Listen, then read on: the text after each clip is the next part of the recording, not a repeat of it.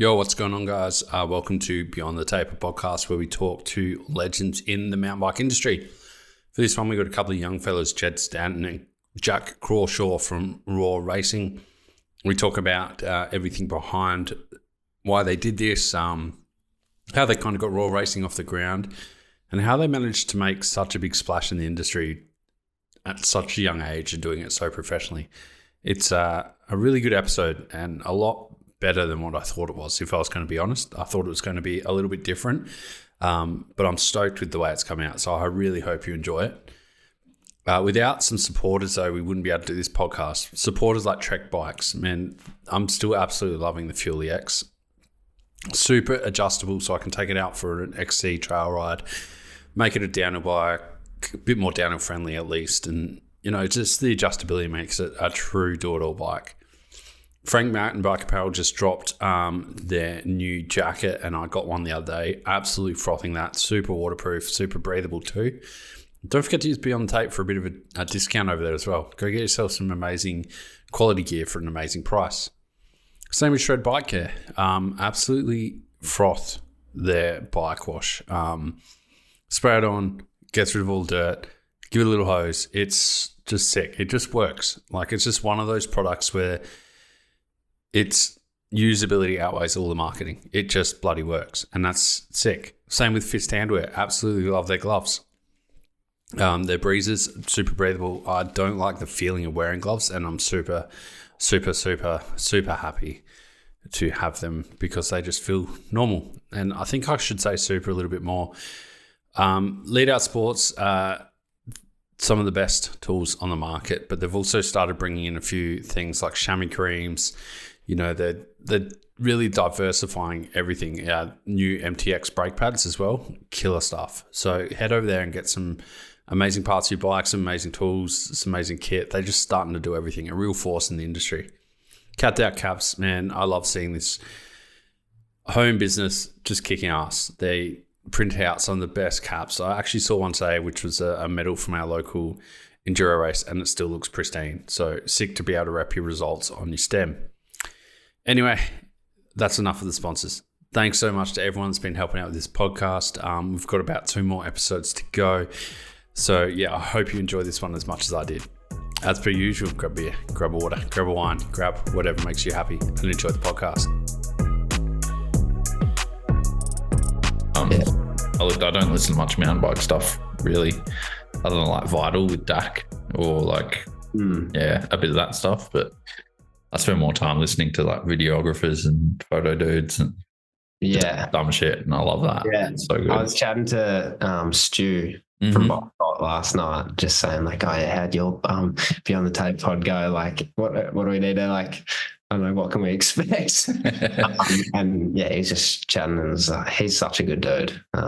He's lent me one of his old cameras, and I'm like playing around with it at the moment. Oh, sick.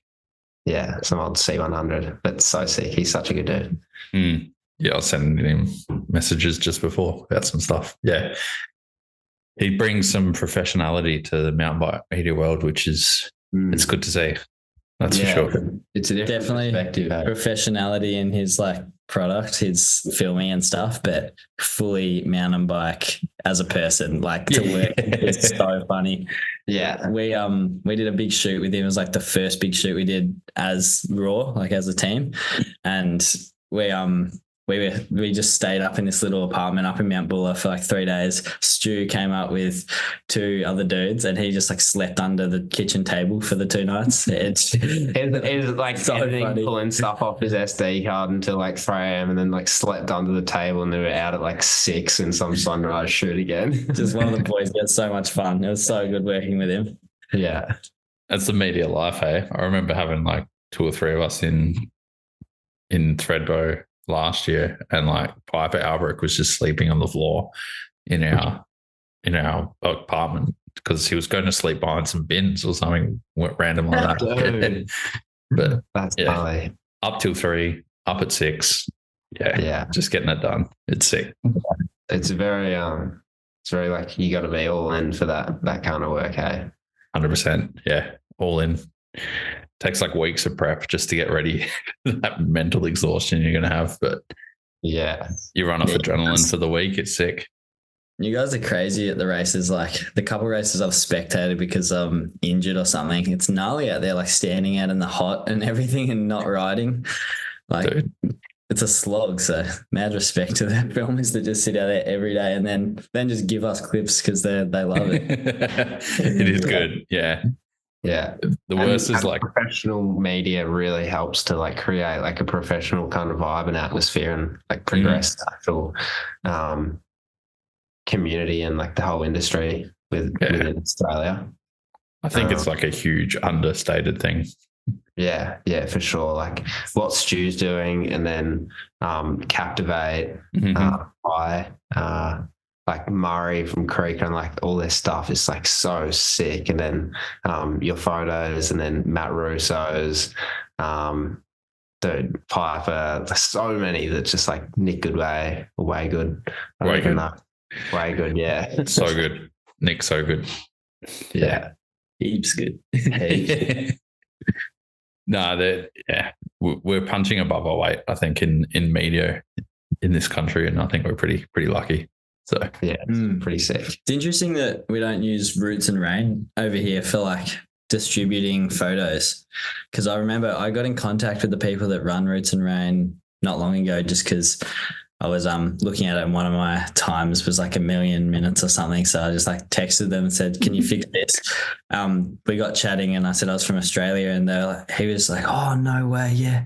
I feel like I'm going to have to pull Roots and Rain from Australia because just no photographers want to use our site. Like he told me, like, if you know any photographers, please tell them to get on Roots and Rain, because I think that's how they make their money. They take a cut of the photo, sales and all the data that's on there is free. It's pretty insane website. If anyone doesn't know it, like it's pretty cool. You can see every stat from anyone's racing at any level. It's really cool.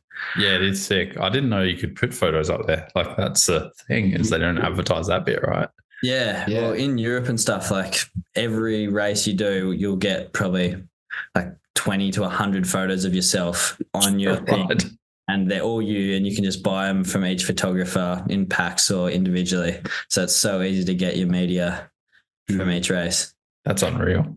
Like we just pulled it up from the World Cup. So I just pulled up Jed's, and then here's all his photo. I don't know if it'll focus, but there's just like heaps from Whistler, and then the World Cups. And you just buy them. Like you can do like different packs. You can get like the whole series. And just heaps and heaps and heaps of photos. So like we bought a few before for like the media if we don't have a photographer over there in Europe. For us, like it's a really good way to get some good photos.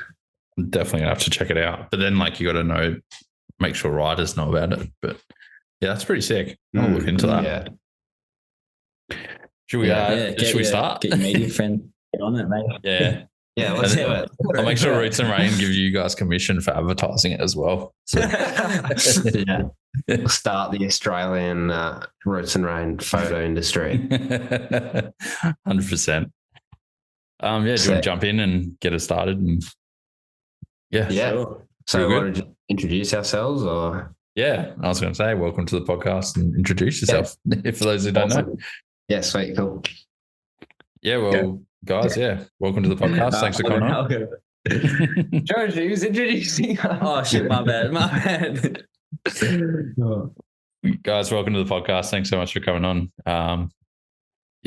Been a long time watcher and watching what you guys are doing. But for those who don't know, who are you and what are you going to do? Appreciate it, Darren. It's sick to be here. Thanks for having us on. It's super sick. I'm Jack Crawshaw. Jed Stanton. And we started and run a Raw racing team, so an Australian UCI World Cup downhill team that, the reason we kind of started is to help bridge the gap between Australian racing and the World Cup level. So we just do our best to kind of help people make that start into their career and give them a bit of an opportunity in whatever way we can. Yeah.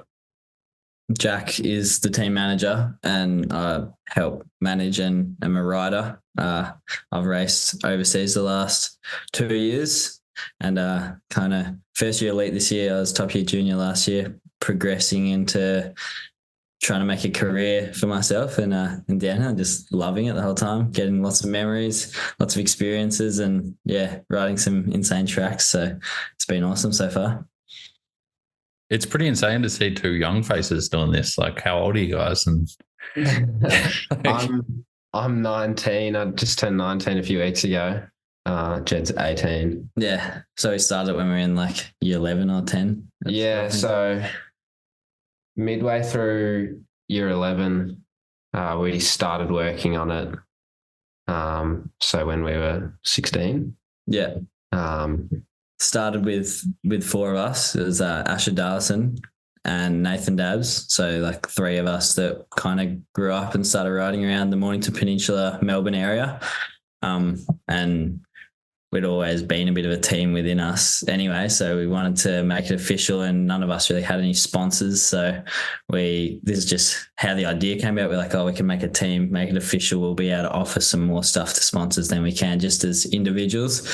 And it just grew from there. Then I was always like pretty kind of close to it. I wasn't officially on it for the first like little bit. I wasn't really involved, but me and Jed have been best mates since I don't know, since like 5 years old. You're right. So he was just like kind of telling me about it because they just come back from a national round in Adelaide. And they're like, starting this team. And I was like, oh, cool. Like, I'm pretty into my graphic design. So I was like, oh, let me see your proposal. Like, yeah, this is so sick. And I was like, oh, can I help you guys? So we were just like working for 6 months, just trying to ask as many people for their advice, people that know more than us, people that have done this stuff before, just learning as much as we could. And came up with a pretty sick proposal and sent that off around November, got all our deals sorted, contracts going, and launched in end of January, start of February. Last year. Yeah, 23, right? Yeah. Last year, so it's been really sick since then. We've had 2 World Cup seasons now. Jed's actually going to Canada tomorrow. Sick. Tomorrow morning. I'm not jealous. Anyway. Jealous. To finish off the World Cup season there and do a US Open round. So that'll be sick. It's pretty cool to like see that, everyone's got these dreams when they're in high school, like I'm going to be a team, I'm going to join this thing, I'm going to do this and do that, but nothing ever leaves their textbook during math class. Like, how did you guys like actually get it done? What was your motivation to actually do it, I guess? I don't know. I think just especially us riders, like everyone wants to be on a team. And I'd raced my first World Cup the year before Val d'Isole. It was the last round of 2022 season. And I kind of it was a massive eye-opening experience and saw it all. And like, you want to get on a team. It's like, it's what you want to do. But from Australia, it's a bit harder. Like you have to have some really standout results for a team to kind of invest in you to being from the other side of the world. So we kind of just like, let's just get something going ourselves, give it a go. And it started just small, and then we just kept wanting to make it better and better as we spoke to more people and realized like what we could do. And it was around the same time that there were a couple other teams popping up, like pretty much when ours did. So the Fusion team, High Country team, Synergy team. There was a bit of a wave in Australia, so we just rode that. Yeah, super sick.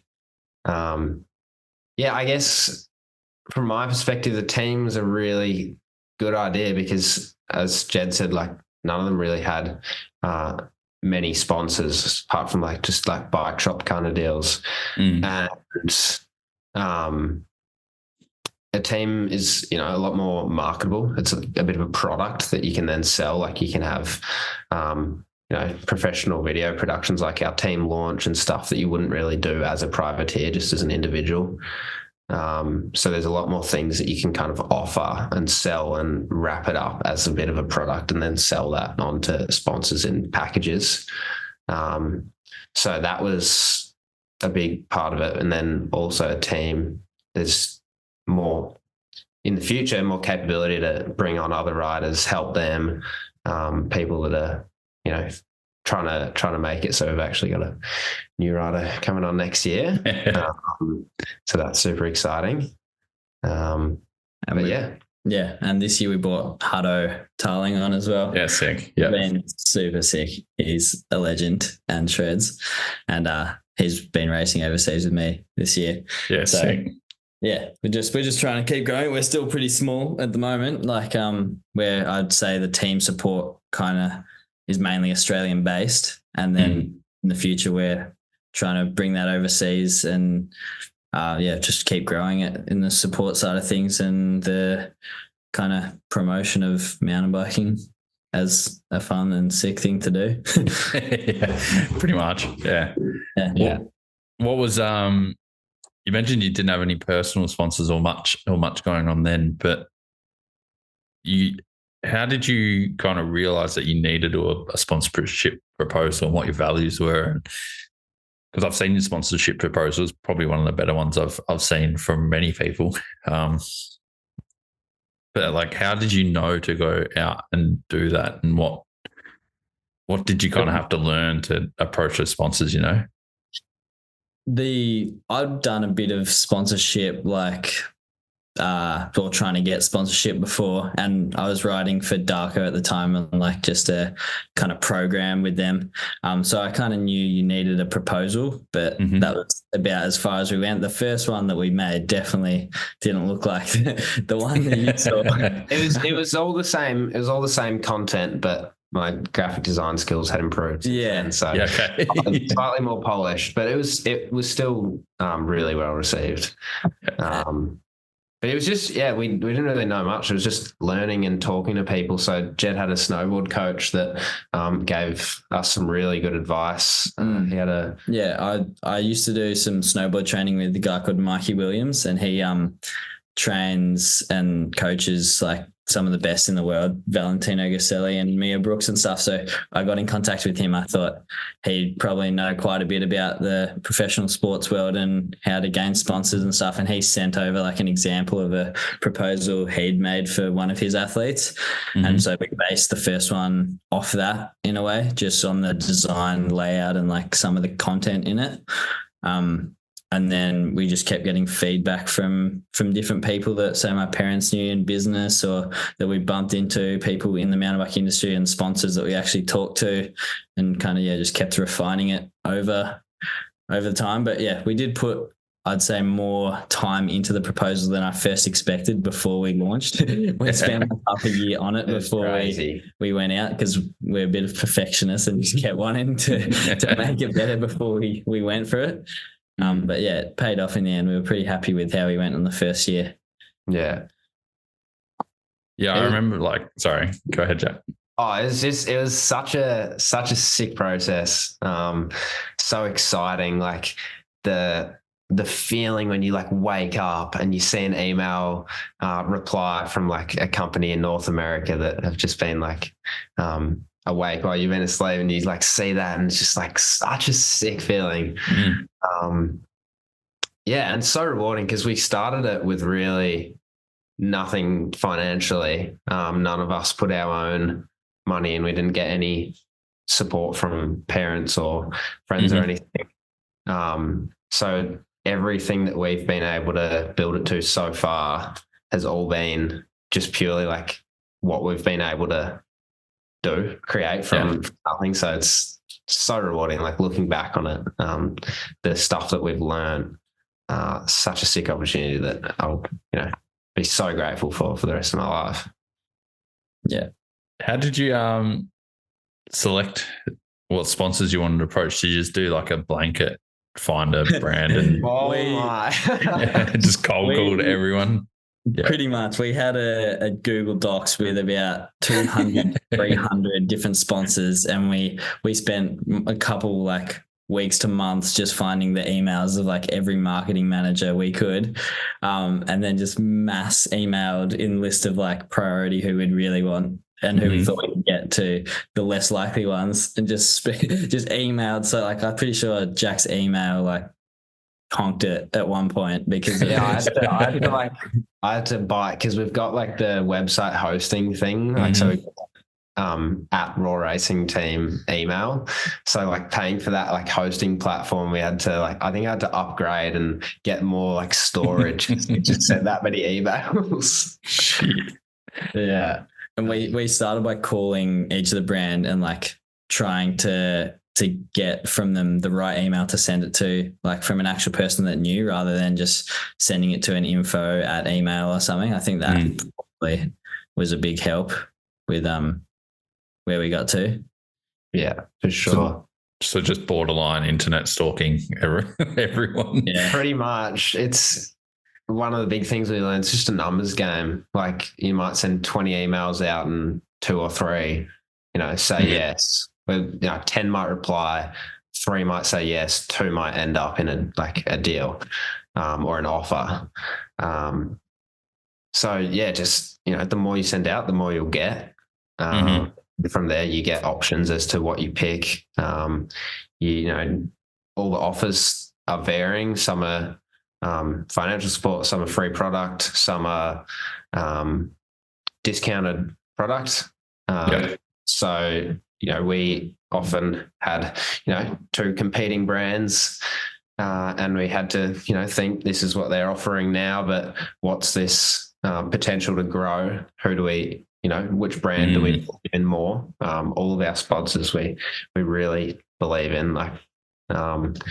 It's quite obvious sometimes when people don't believe in the products that they're representing.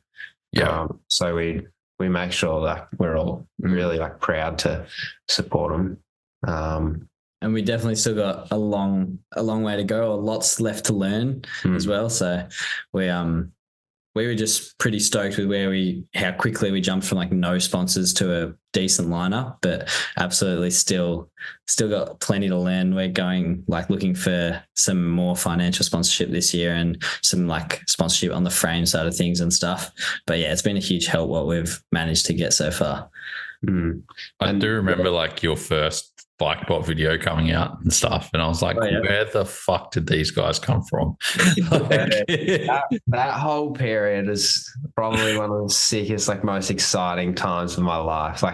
It's so cool, just because everyone in the mountain biking industry is so passionate. I know from the past, if I see a teaser campaign, I thought teaser campaigns in the marketing thing, how we originally brought it out and launched it to the public.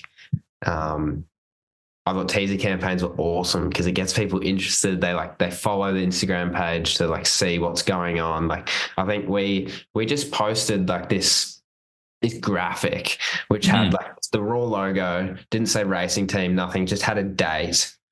And that was it. And I think we just got a few people to share it around. I had 300 followers just from that. We were inspired by the Crank Brothers MTB teaser campaign. Do you remember that? That's right. Yeah.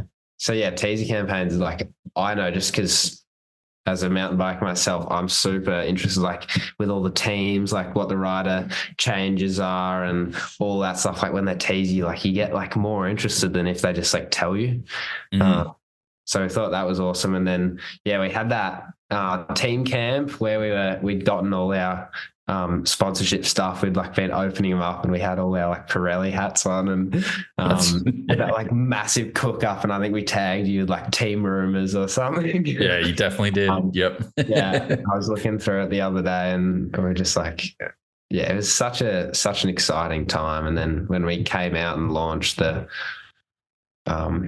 response from the wider industry in Australia was just so sick. So many people frothed the video and we we're that's how to do it. Get people stoked and then bring out something that they're yo.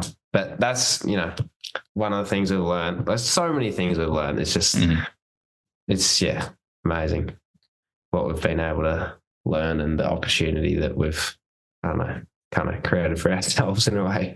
But yeah, so much to learn still.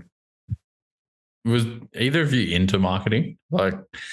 It was weird because we had all these other guys coming up Synergy. You had THC, Team High Country. I don't know if they meant for it to be THC and high in the same thing, but Team High Country, and then you had Fusion, and we've got a few local teams here. Everyone launched these teams around that time, but no one kind of marketed it the same as you guys did. Like you really went out and nailed it. I appreciate it. And then to see like it's just two high school kids like just killing it. Like, where did your inspiration from that come from? Was like Stu from BikeBot kind of helping you? Did you? Oh yeah, it's hard to say. We're both like pretty interested in business, and both want to have our own businesses when we're like as careers in the future, that kind of thing. But where we came from with the marketing side of things at the start, I think it was just because we spent so much time in the process before releasing it, kind of learning and getting an idea, and like we were able to think through kind of every different way we could release it. And because we'd put so much effort in already, like we really cared about we really didn't want it to flop. Like we put hundreds of hours in before we even released. So we really wanted it to go well. And I obviously got quite a few connections, just all the mates from the industry, like been riding for a while. So everyone was getting around it. It was, I think that really helped as well. Yeah. And first impressions is such a big thing. Like just the whole perception of like the public, like people, if it launches as this massive thing, or what we tried to make it look like a massive thing, then people kind of like, it's exciting. People are thinking about it. It's on people's mind. But if you just launch as this tiny little like soft launch, and people kind of just like, oh yeah, that's cool. Like we wanted to, really come out with a bang, and then keep that momentum going the whole season. First impressions was my thinking behind it. If come out with a bang and people pay more attention in a way. It was pretty funny though, going into some of the meetings with different like marketing managers and stuff. We were just like kids who are 16 or something, like trying to talk in a deep voice. It's got one of those voice translators on the phone that brings it from the movies. But it is kind of cool though. Like if you got that drive and you're actually doing things the right way, then it's sick. It's when someone comes out on just sends an Instagram message, hey, I'm 13, can you sponsor me? Like it's a bit different to what you guys are doing and doing it professionally, which is sick to see. Yeah, thank you, man. Appreciate it. That was definitely me also though.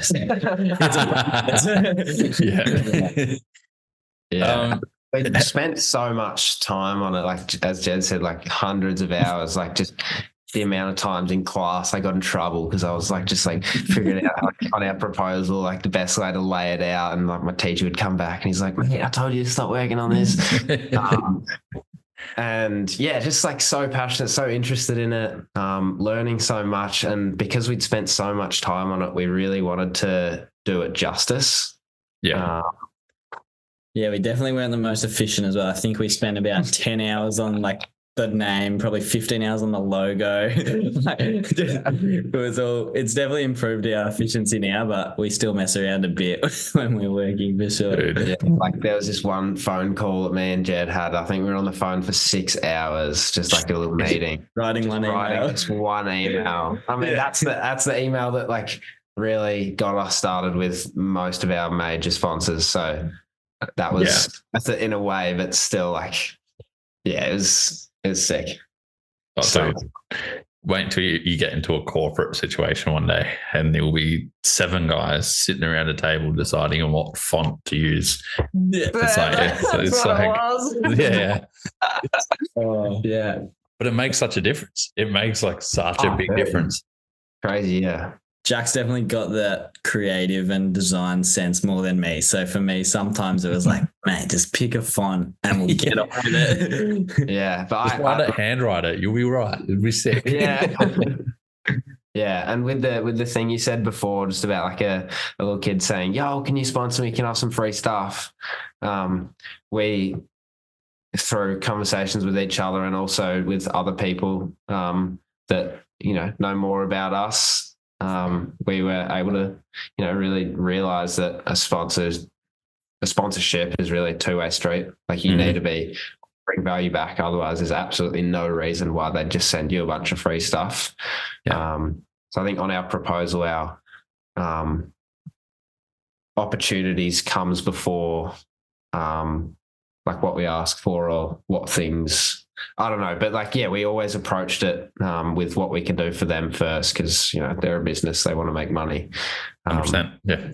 We got to play to their objectives in a way.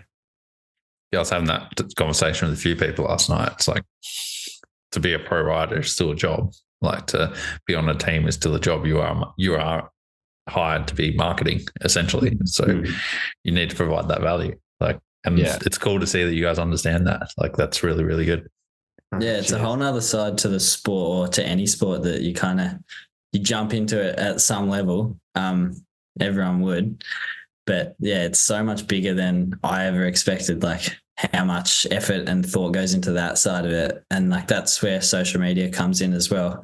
I guess like at one level, social media is just a little timeline, having a bit of fun, and then it becomes part of your kind of your brand and what you're offering sponsors. So yeah, it changes quite a bit, and it's pretty fun. It is. It's sick. Yeah. It's like when you see Connor Griffin is probably the guy I think that nails it the best when it comes to providing value through social media. Like, his stuff is unreal, fun, and he provides a good value to people.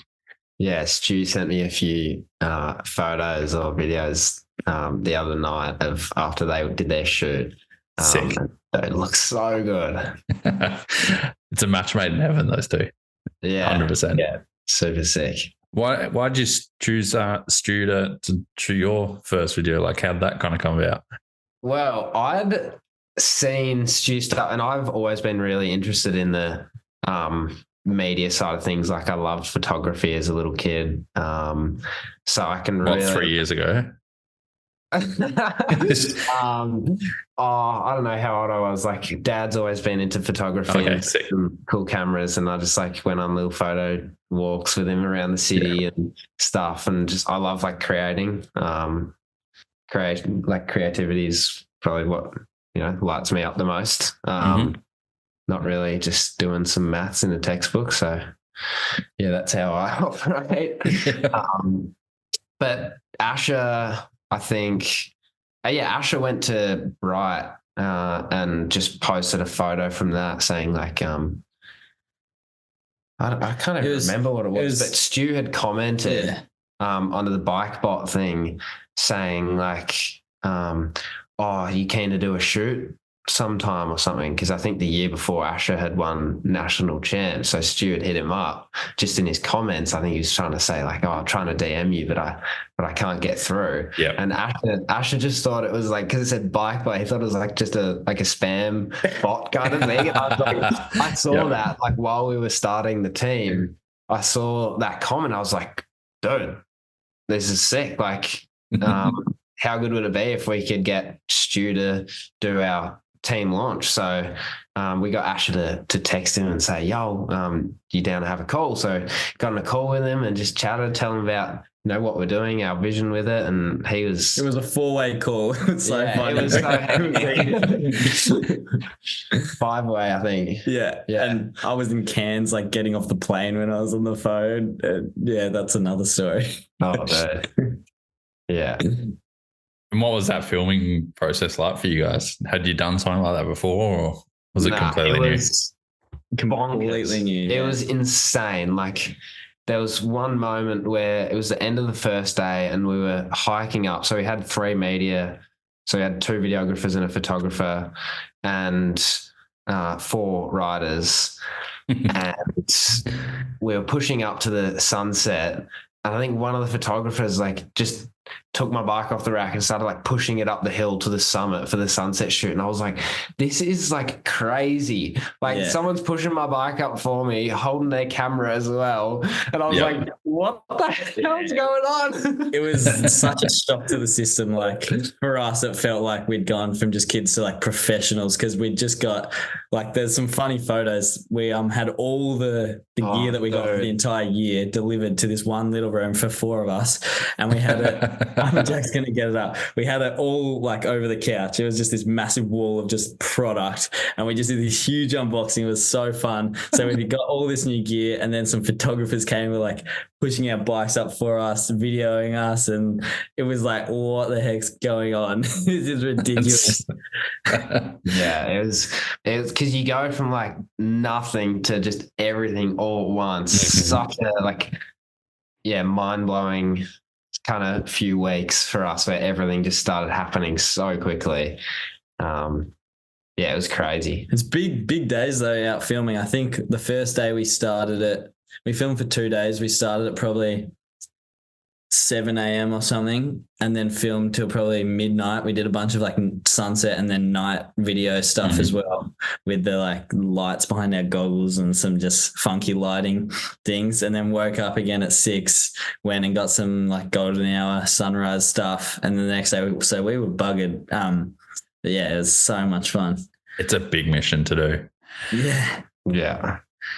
Have you guys like the editing process as well? Stu had us really involved. So here we like for ages we were talking about which songs we wanted to use. And then he'd always send us we had like an Instagram group chat. He'd send us all these little videos of like sections that had come together. It was just such like we were frothing to see it. And every time I watch it now, I probably watch it maybe once every 2 months or something and try just go back and watch it. And it just like brings back the biggest memories, such nostalgia, so fun. Like it's cool to have a video like that forever.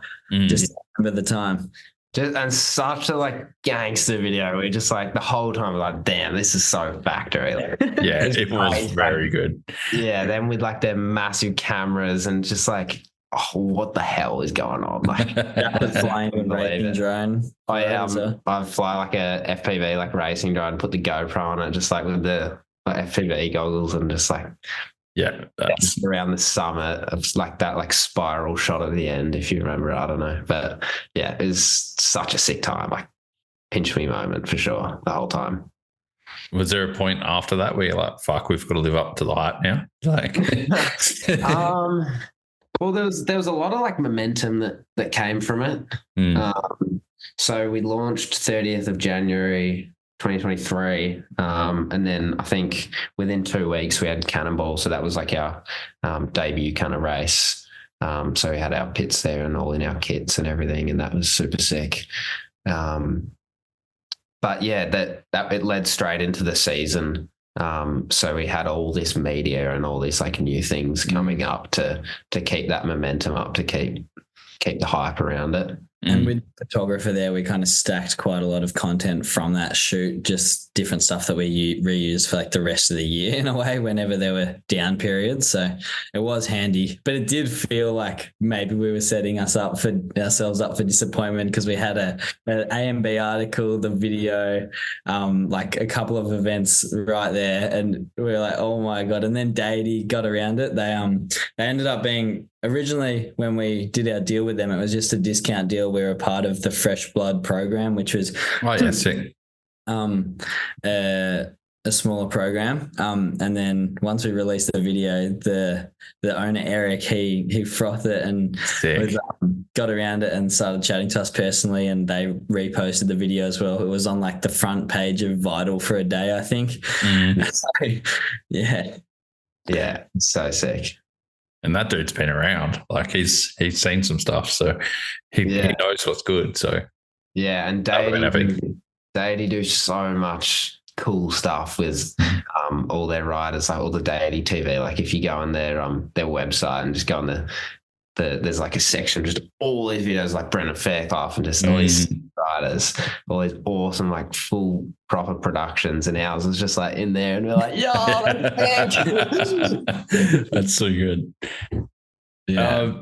When do you kind of head off for the first World Cup? Did you head across as a team, or like how'd that kind of happen? Because it was Cannonball, Nationals, and then probably first World Cup or something like that. Yeah. Asher went over for the first 3. Yeah. So I think originally he was going to do the full season, but I don't know. It all changed up quite a bit. I like broke my elbow 2 weeks later after Cannonball in Adelaide in Eagle for like the second time in 6 months. Yeah. So I couldn't make it for the first half of the season. So Asher was flying the flag over there just by himself. Jack did a pretty good job making it look like the whole team was over there in a way, and like some content and stuff. Yeah.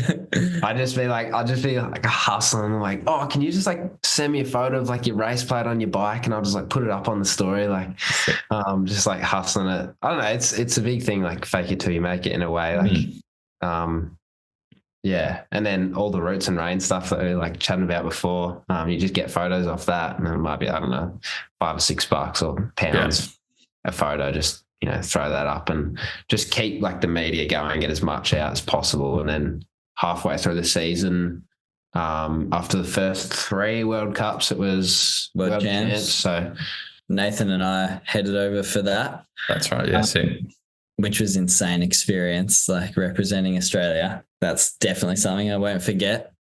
And then we were there for the next 3 World Cups together, so we were able to do a bit more team kind of looking things. Yeah. It was still, in a way, like overseas, we were just privateers still and mates that were on the media side of things, not pretending, but we were a team on the media side of things. And it still is a bit like that, but I guess that's what we've got to do until it becomes a full team over there. So yeah, fake it till you make it, like Jack said. We did look at getting like our pits sent over, because we've got like all the raw, like the banners and all the sponsor like thing and stuff. And I think it was like $3,000 one way to ship it to Morzine. Oh, it's ridiculous. Yeah. And I was just like, it's just not worth it. Like we got pit spots, so we booked pit spots so they could park the van in there and, you know, drop all their bags, have the work stand and stuff out. But yeah, it's hard over there. It's a brutal world, I feel like.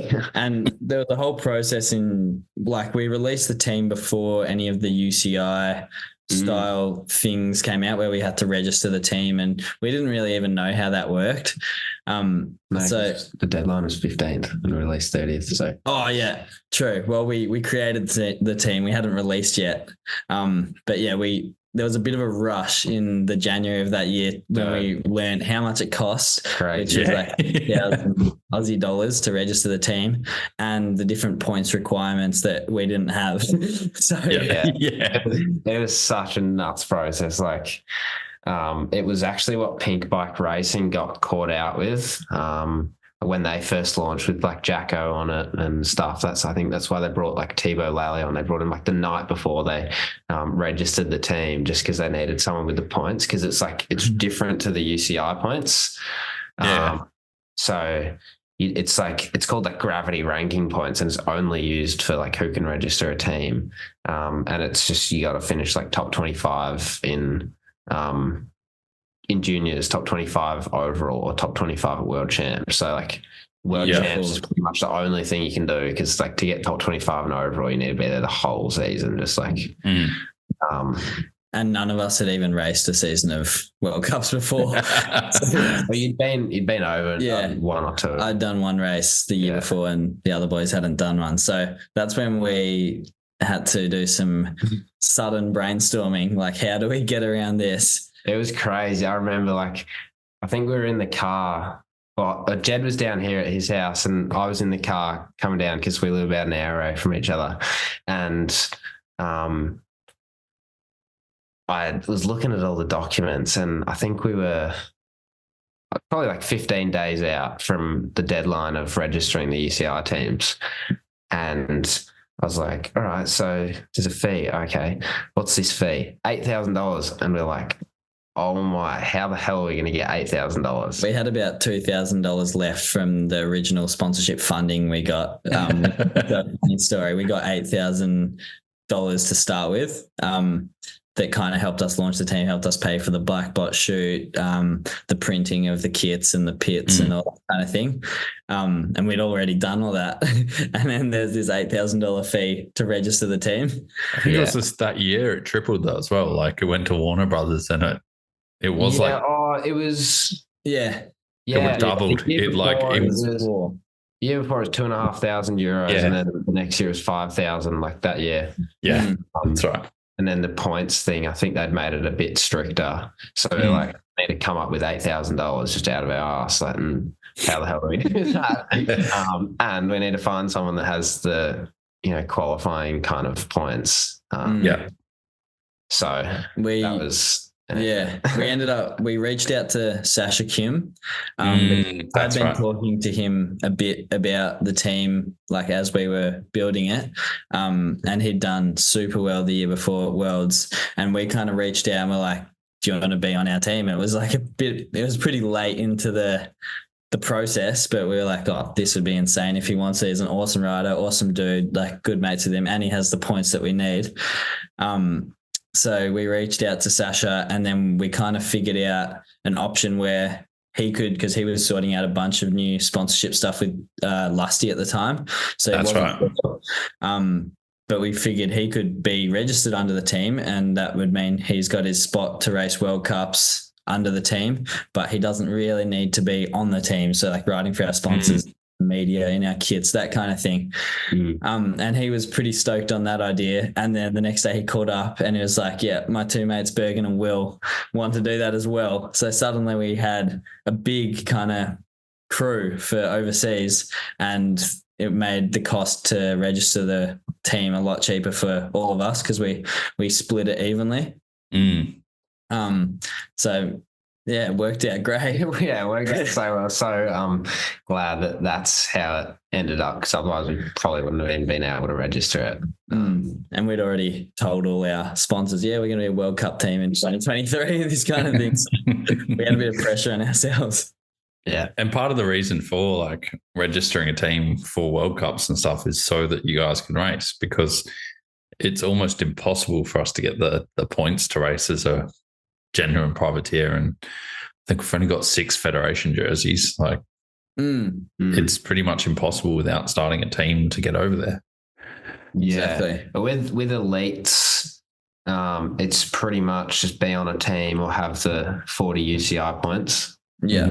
Have federation. We have federation entries, but some countries have 1 to 3 elite federation jerseys. Yeah. So, and like you've got to be a very strong rider to get them.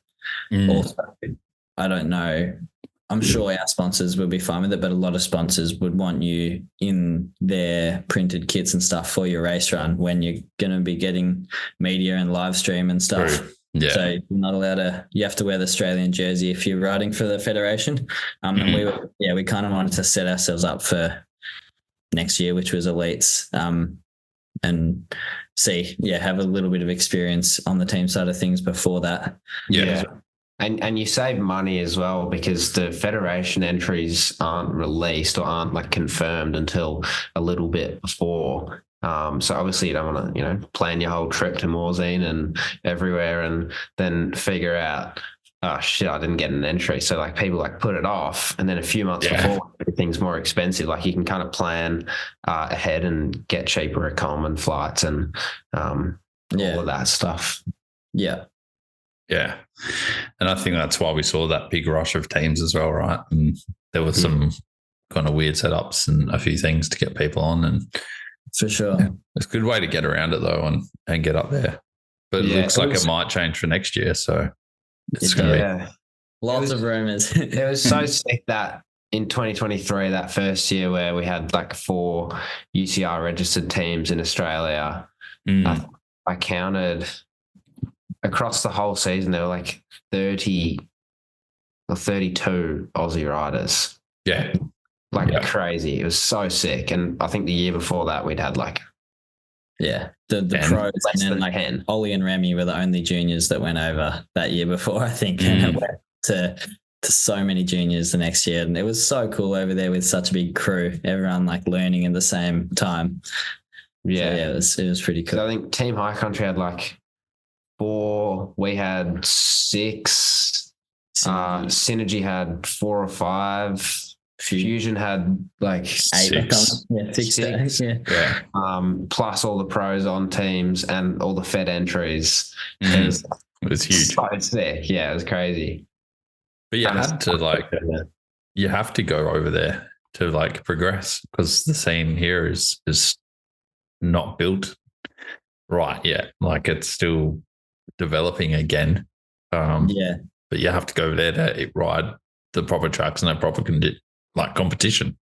Yeah, it's like the biggest shock to me was obviously the tracks another level. We don't really have anything to match it around here, but the way that the race works with every run, the track changing, like more than a track would change over a whole national champs week in Australia every run, because every single rider of the like 300 riders there are going as fast as the top riders, the top 5 or something in Australia. So they're just churning the track up. And that was my first race in Val d'Isole. That was the biggest shock. It's like, whoa, you really need to expect this to be a different track by your race run. And that definitely takes time learning how to track walk and see, all right, this corner's not even going to be there. We're not going to worry about that. You really don't have that much time to go back and change if you don't get it right from the start. And that was the year that Val d'Isole was super dusty and had hidden bomb holes and was wild, right? If I remember. Yeah. Asher was there for that one. And he said it was just crazy. I heard from Kale as well. It was nuts. What was it like seeing the team jersey and the team stuff up at a World Cup? Like, that's pretty rad to see, right? Yeah, it was pretty rewarding. Like I wasn't over there, so just to see, the boys like on Vital, or say like a Raw jersey, and you're like, dude, that is sick. Like they just created this from nothing. Obviously, they're paying to go. We weren't funding the whole Europe trip, so they were over there anyway. But just to see like our jersey racing at Val d'Isole, and then just to see like other things like just stuff like this, like our UCI, like kind of pass on it, and we're like, that is so sick. Sasha made the broadcast. At Val d'Isole as well, so it was like Sasha Kim Raw Racing Team. Yeah, that's right. Yeah. Even though he wasn't like an official rider, to see like Raw Racing Team on the like live TV broadcast, my whole family, we were just watching it on the couch, and then Sasha comes up and it was Raw. Like, we were all just going crazy. We were like, this is so sick. But yeah, it's pretty cool. We were very proud of ourselves. Well, like without that and some of the other stuff, like Sasha probably wouldn't have ended up with Giant, and like he wouldn't have been, like he proved his skills at home, but hadn't had much experience overseas, and that's probably what solidified his position with Giant, right? Like, I'm not going to take credit for that. That's all. No, but like we could, I guess, play a little part in it. Like the chances of him getting over there and getting a Federation jersey and being able to do that would be much slimmer than, having teams available to support guys like that, even if they're not official team members. Like for sure, like to get a Federation entry into every single World Cup, like, and if you miss one, then you out of the overall or something. Then it was cool to play a part if we did, and then just see where he went. Like he's been killing it. It's so sick. I think last night just won his 3rd out of 4 and the overall. He won the overall. Yeah, crazy. And Sasha's 3rd. Overall. Yeah. Unreal. It's unreal to see. The Aussies. Yeah. Like I remember there was that time, maybe 2020, when Troy Brosnan won at Leergang, or maybe it was 2019, but Jack White was leading the overall. Troy had just won Leergang, and they, two Aussies with their 2 number 1 plates in enduro and downhill. And I think Dino made a post just saying like, so cool to see like, the 2 best in the world at the moment coming from a place that doesn't really have any mountains. Exactly. Especially Adelaide. Like, Yeah. Yeah, for sure. It's so cool how the scene, like, you don't need all the facilities, you just need other people that are into it, and then everyone gets into it. Like, I've seen in Adelaide for sure, like, so many quick riders coming out of there, and you've got hills. Like, same as where I'm from, Wellington Peninsula, we have one like 200-meter vert hill, and during COVID and just before COVID, like, mountain biking blew up so much around here. And I think last year, 3 of the 7 boys on the Junior Worlds team plus the first reserve were from the Mornington Peninsula, where we can have a mountain. That's unreal. Yeah. It's so cool to see. I think it's probably the distance that makes it like so special. Like, people work so hard to be able to like go over. Like, if a Frenchie wanted to race a World Cup, you know, he just drives 20 minutes and he's there. Yeah, exactly. You know, I'm not going to say we, because I don't race World Cups, but, you know, Aussies, they have to work so hard to, like, you know, because if they're going to spend up like 20, 30 grand going overseas and racing, then they want to really, like, you know, give it their best. And you can't really just duck home between races. Like, you have to be over there and spending time there for months. Like, it's unreal. Yeah. Like, I was talking to Ryan Gilchrist earlier in the year, I think down at Medina or something. He was saying that last year one of the Frenchies or Europeans was down in Tassie for the EDRs in Medina and Derby, and was like, oh, I haven't been home for 6 weeks or something. Yeah. And then Ryan was like, I wasn't home for like 6 months last year. So yeah, like all the Frenchies just like drive home like 20 minutes to their actual house just in between World Cups, and just like crazy difference. I think Elise has been away for like 7 months this year since Fort William. Well, Sian hasn't been back since. Yeah, Sian hasn't been back since she left just after Cannonball. Yeah, that's realistic. Insane. Like, gutting to hear that she hurt herself today or yesterday. Yeah, it's been it's a bit it sucks, but she's fine. She'll be right. Yeah, that's good. Yeah. But yeah, like, to go over there for 7 months now, it hasn't been home really. Like, that's unreal. Yeah, and it's just something we have to do. Take its toll. Do you reckon with the teams that have been formed, like the Australian series is kind of, well, if there's an Australian series, it'll kind of take off a little bit more because it becomes a little bit more professional? Is that something you guys are kind of looking at as well? Or? We're not sure. There is talk, we don't know, just rumours, but of not next year, but I think the year after, the World Cup will look quite different. And it'll be more of like a continental kind of series. So there'll be like Aussie, New Zealand kind of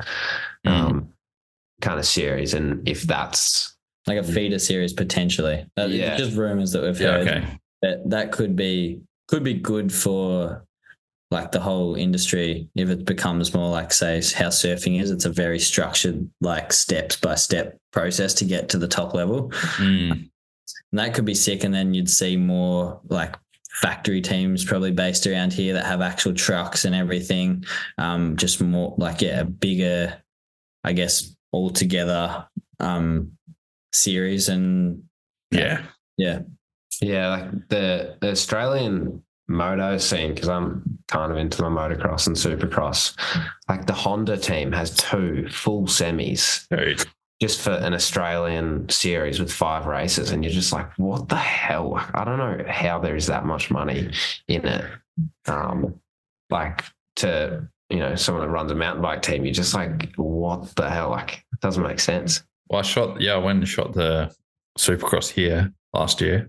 Yeah. And I rocked up and I was like, what the fuck? Like, I'm swearing way too much in this, but I literally rocked up and I was like, holy shit, this is unreal. Like, it's nuts, eh? Proper semis with beds, like everything, like, set up. The most pro setups you've ever seen in your life for the 5 race series. It was stupid. That's the dream. Jack made a model semi for his Viscom. Was it Viscom? Yeah. So for Viscom, like one of my folio subjects last year, I did the product design where I made that like bike I was talking about, but the Viscom, so that's like more like logos, environmental design, industrial design kind of thing. I made like a laser cut, like scale model of like a raw, like semi trailer with like a mat. You know, there's all the ones with the awnings and they got all their work pictures, and I made like that just to sit on my wall. And if I'm feeling a bit lazy or like I'm not doing enough, I just look at that and next year, you never know. No. Yeah, big plans to roll out the fleet of 3 semis, one for each rider.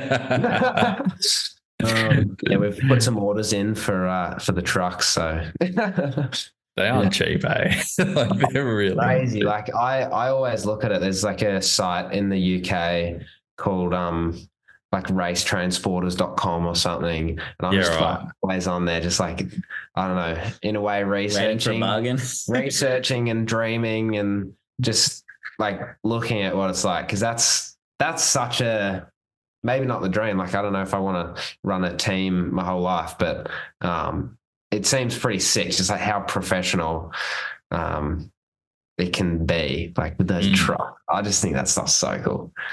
Well, even just seeing what, like, I don't know if you follow Sam Hill's stuff or what he's doing for their family race truck, and like what he's setting up is so sick. Oh yeah, because his kids all right. Yeah.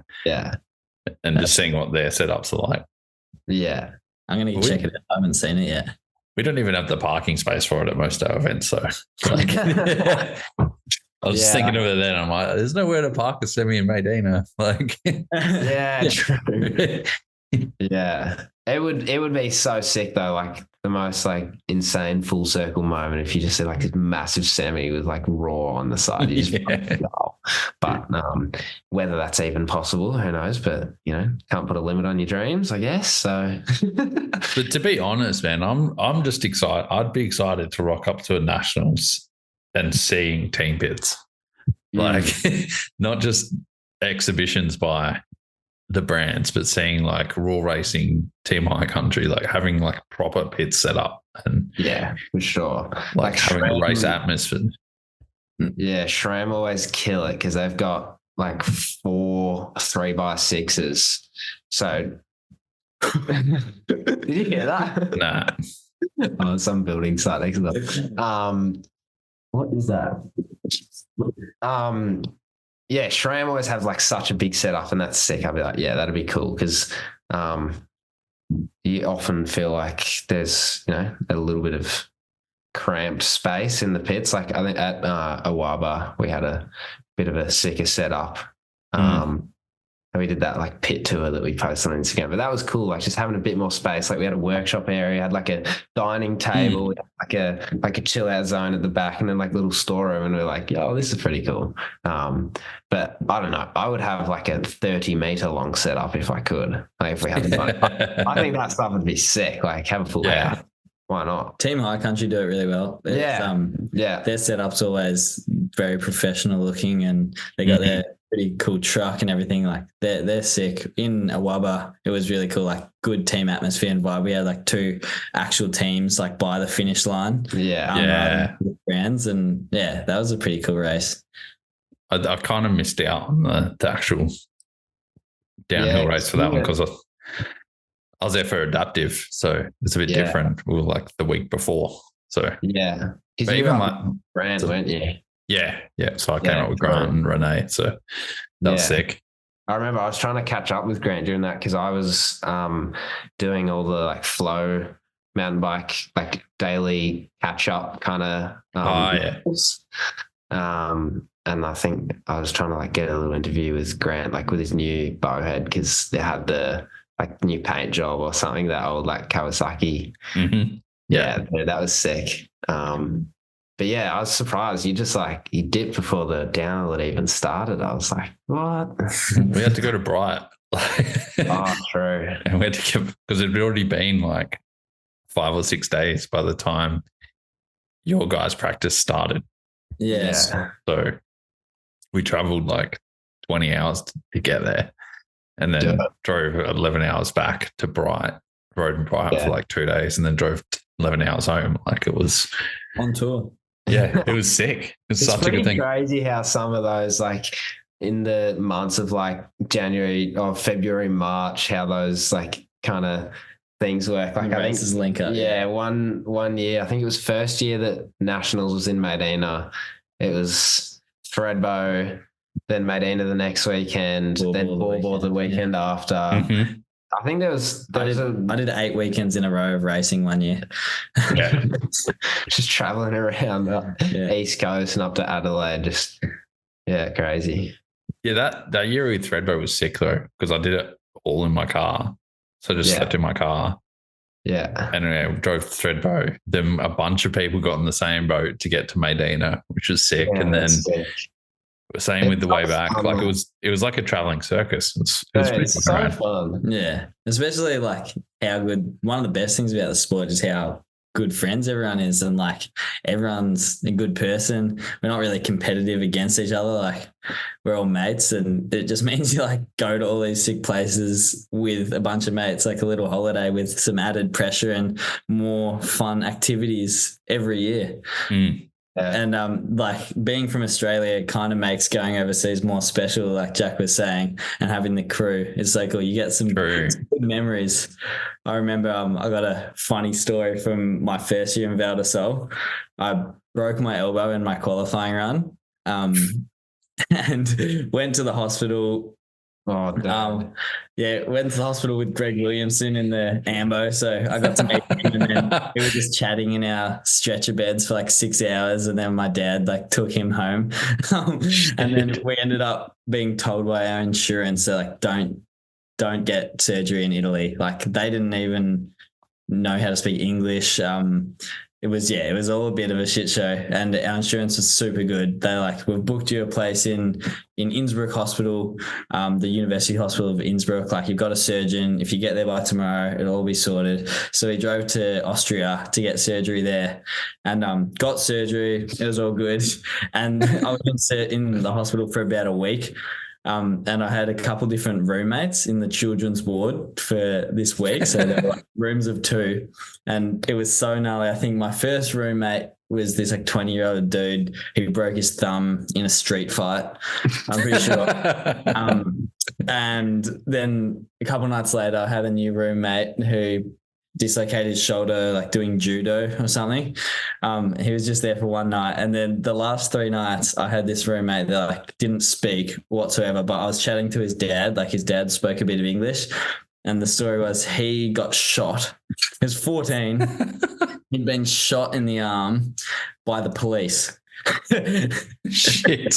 And I think the story that his dad told me was him and his friend, like 13-year-old friend, had stolen their mum's van and gone on like a joyride running from the cops for half an hour before the cops put 9 bullet holes through the back of the van.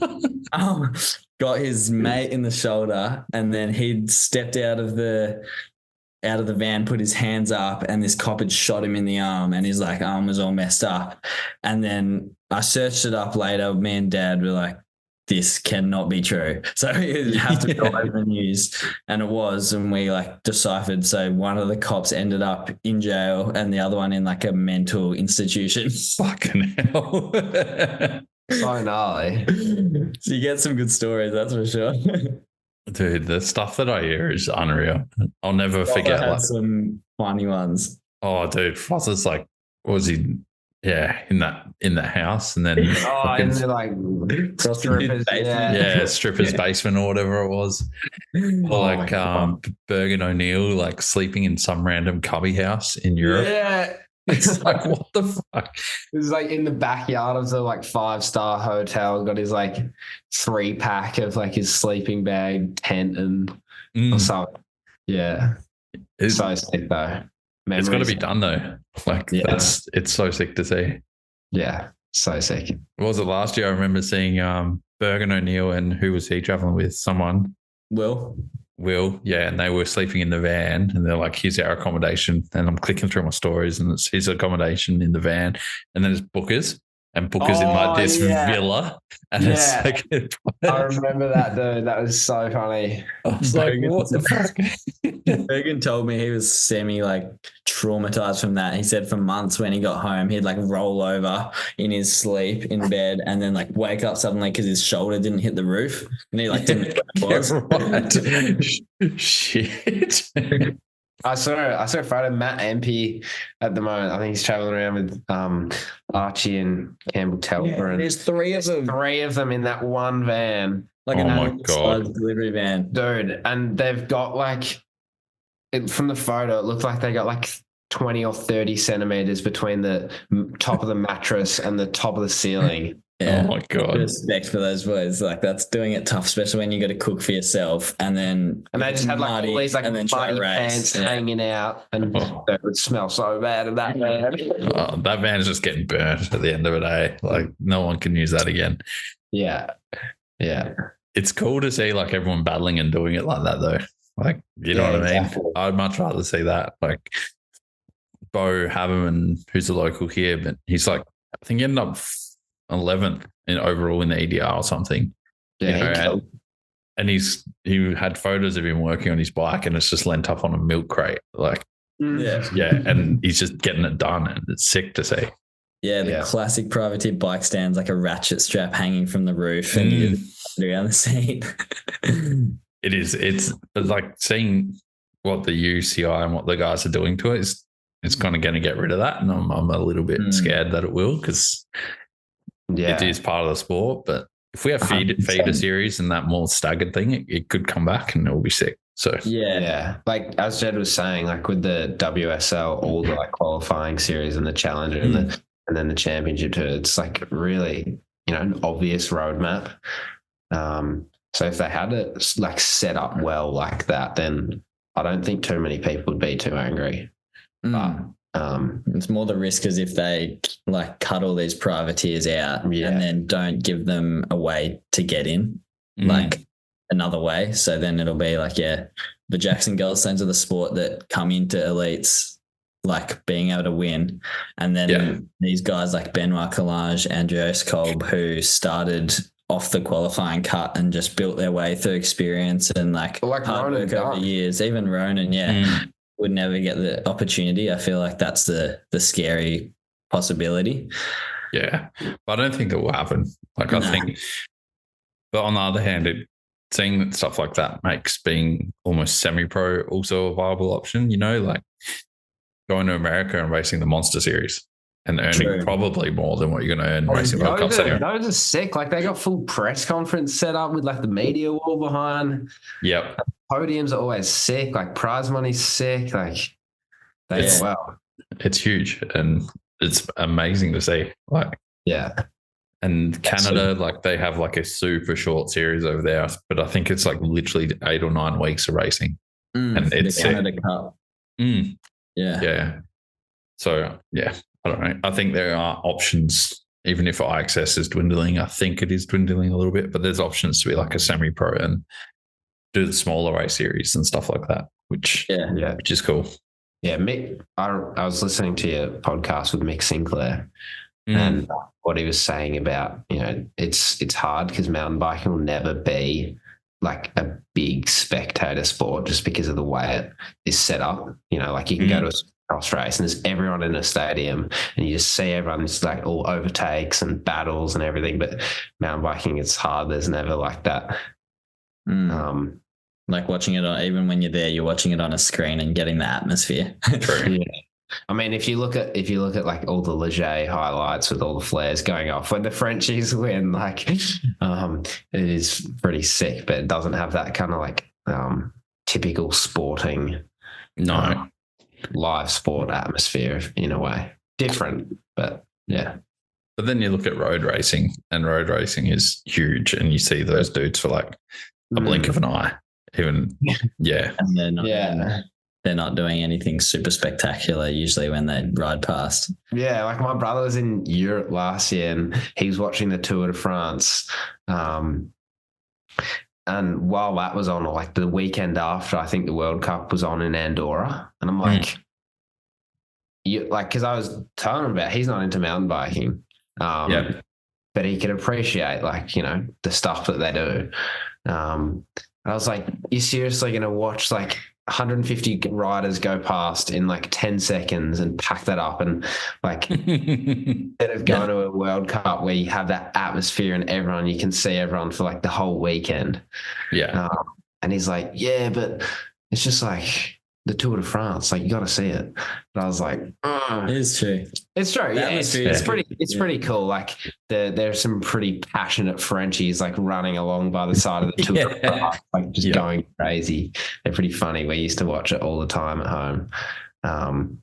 But yeah, it's cool to see that that's how it could turn out. Like I think I was doing some research. I saw an article about the sponsorship in those teams.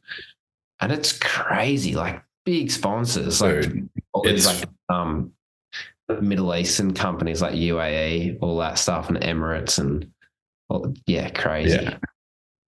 Yeah, it's unreal. Like Hans Grover, like it's like one of the biggest industrial kitchen manufacturers in the world, and then just billions and billions of dollars get thrown at road racing. It's crazy. Lidl, like the big European supermarket chain.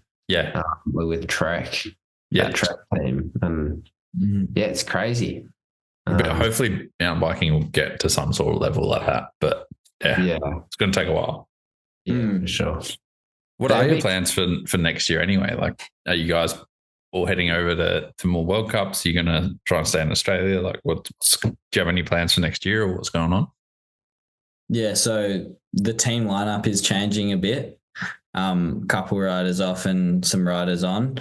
And that will change it up a bit. We're hoping the sponsor lineup is going to grow and like change up a bit. That's kind of in the stage we're in now, is having different meetings with some different brands and kind of updating our proposal, sending it off to some new ones, and trying to build our relationships with current ones as well. And then next year, racing wise, it's really hard to be certain what's going on because nothing's been released, but we're pretty confident like all the riders on the team will be racing internationally. So that's where we're at the moment. Yeah, really exciting. I want to kind of, hopefully, it really just depends on what we're able to get sorted. We're trying our best, and I don't know, it's sometimes hard to juggle it with work and stuff because it's that extra thing, but putting time into making it a bit of a raw V2. Like we've had these 2 seasons and really like solidified, you know, who we are and our position in the industry. And, you know, this is, you know, we've shown that we have done what we have originally said we would do. Like we were all pretty surprised by what we were able to get sorted in the first year because like we hadn't even had any team like media. There weren't any photos of all 4 of us like actually together. I think there was one just from like a time we were up in Bright together, and there was no Instagram page, no website, no articles, no videos, nothing. And we were able to get that sorted. So now that we have, you know, they can search up Raw on the internet and our website comes up, or sick. Our Instagram comes up, or all the different like 6 shoots that we've done. We're hoping we'll be able to, you know, progress it a bit further than, you know, what we've been able to do in the last few years. 100%. I might start wrapping up a little bit here. As you guys know, I kind of have 3 questions I like to ask to anyone. So hopefully you're a little bit prepared. What advice would you have, I guess, to anyone starting a team or wants to get sponsored? And then I guess also like, what advice would you have to anyone that wants to travel overseas and race internationally?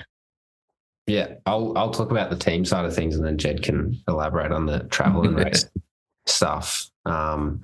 So I think, you know, we're not professionals. We're just, you know, we've learned what over time, you know, through experimenting and what works and what doesn't. But yeah, obviously still a lot to learn. But the main things that we've learned has probably been put the time into showing the brand that you really care about their side of things. Like really think about it and put yourself in their shoes and say, how can we make them more money. Mm. Because the more money, you make them, or the more opportunity that you make, the more opportunities that you create for them to make money, the more that they'll be able to support you.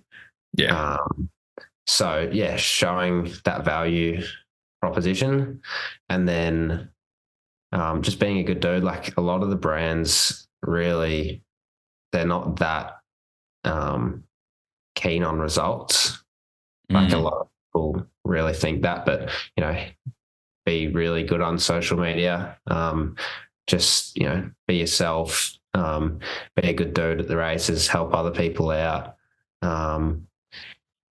Yeah. And to add to that, like often it's about who you know, not what you know. And even if you don't know anyone, you can kind of create that by building relationships with them. So I think a lot of our sponsors are like mainly supporting us just through the relationship we've built with them, like a personal relationship with whoever we deal with.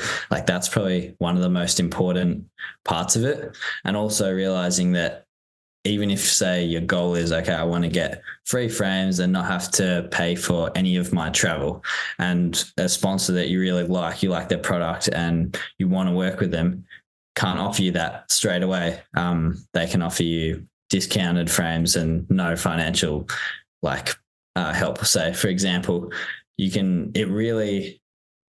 start with someone and then it can change super quickly if you put the effort in. And often brands just want to, they'll put a bit of investment into you, but they're testing you to make sure you're going to be a correct fit for them. So that's something we had a couple of times where we had a brand that was offering us a better deal than another brand that was like a bigger brand or a brand that we thought we'd work better with. And we ended up going with the brand that was a lower deal, and soon that progressed to something better than what we were offered in the first place. Yeah. 100%. Yeah. And for someone that's wanting to get into racing overseas, there's obviously quite a few sides with it, with the financial side, the experience side, and just being able to get over there. But so many people have shown that if you want it enough, you can make it happen. I'm lucky enough that my parents are able to support me financially to do it for the first couple of seasons. But getting over there, I think just putting yourself out there in meeting as many people as you can and doing as many races as you can is super good for the experience. This year, I think I structured it really well. I did 2 IXS races before the World Cups that I did, and that was so good. I didn't do that last, and that really kind of eased me into the European racing scene a bit more. And I did pretty well at those races. It built the confidence. The tracks are a bit easier, but there's still some good competition. Yeah. And rather than just getting over there and getting a shock to the system when you rock up to work, get 6 laps and you're getting caught by people and stuff. Yeah. So yeah, I would recommend checking out the IXS as well if you want to get into racing World Cups. Yeah. Just to build on what I was saying before about the sponsorship side of things, we started this really to try and help and progress the Australian industry as much as we could, because it's given so much to us, the people that we've met, the places that we've been able to travel to. We're so grateful, and it's been it's changed our childhoods for sure. If we didn't mountain bike, I don't know, we'd probably be very different places. So if there's anyone listening to this that wants to do that kind of stuff, and you want to ask how our experience was or ask for any advice, we'd be happy to chat. And just help the younger generation. Send up a DM or something. Yeah, just send us a text, and we can have a chat. And I don't know, we want to see the industry grow and help people out, and stuff that we've learned. If we can pass that on, then that'll be a really awesome thing to do for us, super rewarding. So yeah, man, send us a text if you want. No, it is good to help out the scene like that as well. And yeah, I think that's one good thing about social media is it opens up a bit of access to people that are doing things. And people learning along the way, and hopefully everyone kind of helps each other out, and we see everyone grow, which is sick. It's good to see. Yeah, so yeah, like a rising tide floats all boats kind of situation. 100%. The whole industry's growing. There's more money being put into it. Then everyone will benefit. The races will be more professional, better run, better prize money, more media, more sponsorship. Yeah, everything benefits. Like, just if the Aussie race scene was to be able to, grow to the point where it's like the Monster Energy downhill over in the US, that would be sick. Like, I mean, if we have press conferences, then that's cool. But even just like more money into more opportunities for people to grow and learn and do all that stuff. It's we just love it. It's given so much to us. So if we can give that anyway. Yeah, 100%. What would you have done differently? Is there anything you would have done differently with setting up the team, or getting over there? Or obviously we didn't do things perfectly, but that also taught us what not to do. Yeah. That's another thing. Like, don't be afraid to fail at all. If you send out 100 emails and no one responds, like, who cares, man? Like, just, send them another, send them 10 emails. Who cares? Like, they love when, you're into it. It shows you're committed. But, if you try something out and it doesn't work, then, you learn what doesn't work. If it does work out and you succeed, then it's great. You do more of that, and just like, everything's a learning opportunity, whether it fails or succeeds. We don't really have any regrets, but for sure we've learned things that, we could probably have been more efficient with our time. Yeah. But, that's pretty, it's just Pretty a much process that we've learned. Yeah. But yeah, super grateful to have, learned all the things that we've had the opportunity to learn. Yeah. And last one seems to be hard for a lot of people, but if you're lacking a bit of motivation to, get out of bed and train, or, send one of the million emails that you've got to send, or something like that, is there anything you do to get motivated and music to listen to? Anything like that? Yeah, I definitely have experienced that. I'm sure everyone has. I like music that reminds me of like a sick time.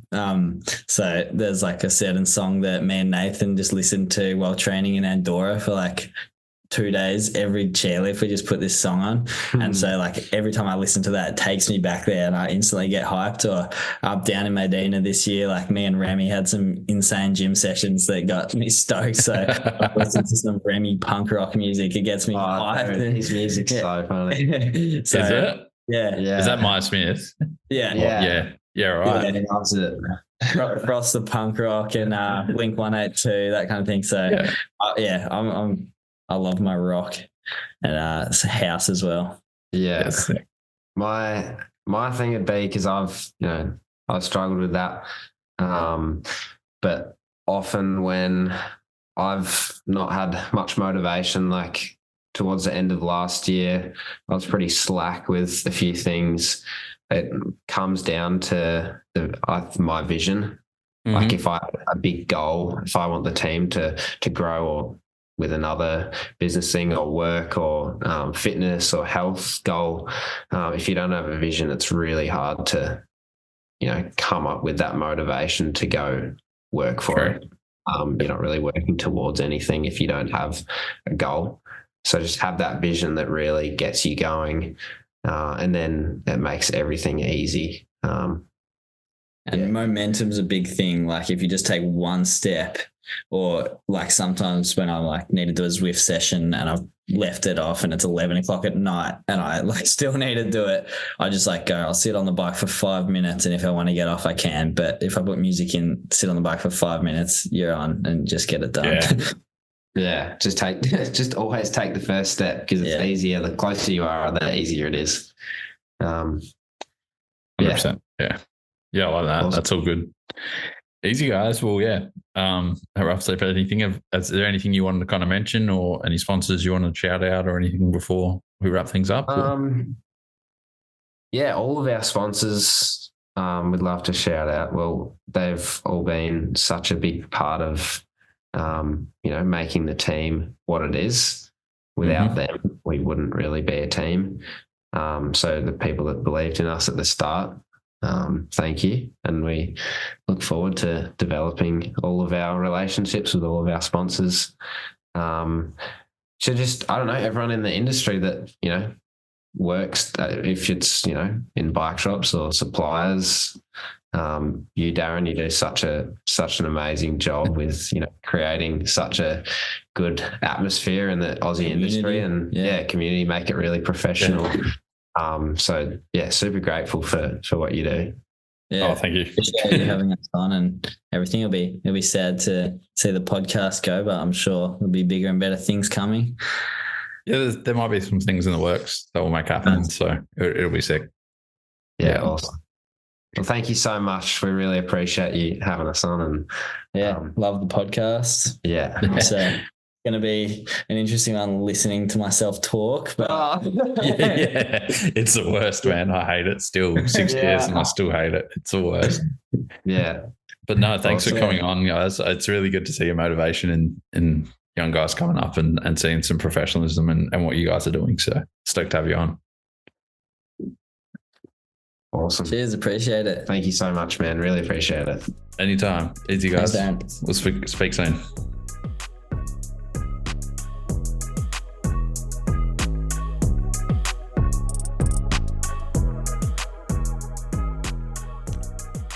What a bunch of bloody legends. Jed and Jack and the Raw crew just, stepping up the game, showing the industry what's possible, showing riders what's possible, and showing what can actually happen in Australia. I love seeing young crew with a can-do attitude and just attacking the objectives they want to get done.